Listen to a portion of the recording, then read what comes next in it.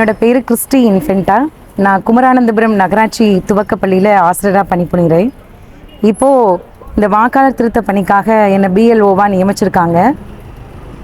இந்த பணி enumeration form first நாங்கள் வீடு வீடாக போய் ஒவ்வொரு வீட்லேயும் நாங்கள் போய் கொடுத்துட்டு அவங்களோட ஃபார்ம் ஃபில் பண்ண சொல்கிறோம். எப்படின்னா ஃபஸ்ட்டு பிறந்த தேதி, அவங்களோட ஓட்டர் ஆதார் கார்டில் இருக்கக்கூடிய பிறந்த தேதி, அவங்களோட ஆதார் நம்பர், அவங்களோட ஃபோன் நம்பர் கேட்டு எழுதிக்கிறோம். அவங்களோட அப்பா இருந்தாங்கன்னா அவங்க அப்பா பேர், அவங்க அப்பாவோட ஓட்டர் ஐடி இருந்துச்சுன்னா அதையும் எழுதுகிறோம்.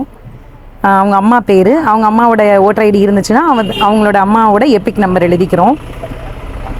இல்லைன்னா அதில் அப்படியே ஐஃபன் மட்டும் போட்டுக்கிறோம். அவங்க அம்மா அப்பா பேர் மட்டும் எழுதிக்கிறோம். அடுத்து அவங்களோட துணைவியார், அவங்களோட ஸ்பவுஸ் யார் இருக்காங்களோ அவங்களோட பேர் எழுதிக்கிறோம். அவங்களோட எபிக் நம்பர் எழுதிக்கிறோம்.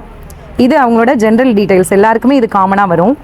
அடுத்து 2002 அவங்களே ஓட்டு போட்டிருந்தாங்க அப்படின்னா இந்த இடது பக்கத்தில் உள்ள காலமை ஃபில் பண்ணுறோம்.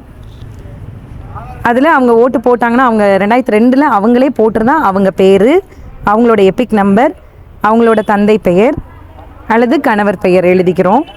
அவங்க எந்த மாவட்டத்தில் ஓட்டு போட்டாங்க 2002 எந்த மாவட்டம் போட்டிருக்கிறோம். அடுத்து தமிழ்நாடு, எந்த சட்டமன்ற தொகுதியில் போட்டாங்க அப்படின்னு எழுதிக்கிறோம். அந்த சட்டமன்ற தொகுதியோட எண், பாகம் எண், வரிசை எண், இது 2002 லிஸ்ட்டு நாங்கள் வச்சுருக்கோம் கையில். அதை பார்த்து எழுதிக்கிறோம்.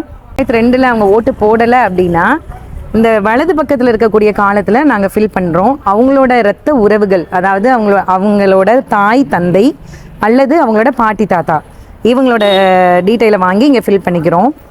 இதுலேயும் அவங்களோட 2002 யார் ஓட்டு போட்டாங்களோ அவங்களோட பேர், அவங்களோட எபிக் நம்பர், அவங்களோட தந்தை பெயர், அவங்க என்ன உறவு முறை, தந்தையா கணவரான்னு எழுதிக்கிறோம்.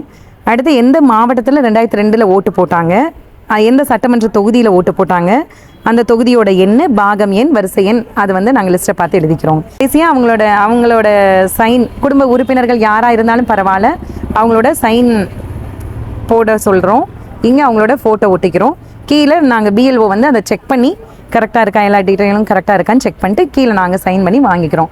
ஒரு காப்பியை நாங்கள் வாங்கி வச்சுக்கிறோம், ஒரு காப்பியை அவங்ககிட்ட கொடுத்துட்றோம்.